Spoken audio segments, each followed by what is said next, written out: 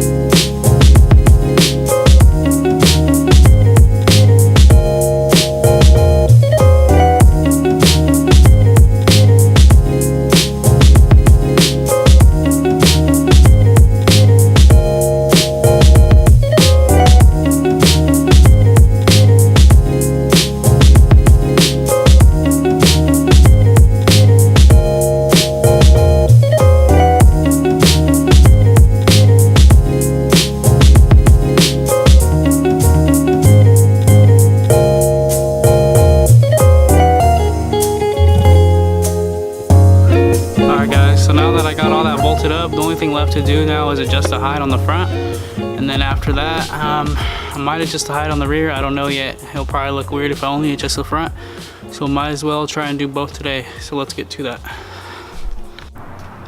Alright guys, so right now we're at this little location. I'm gonna try and set you guys up on the tripod so I can do some donuts, so we'll see how it goes.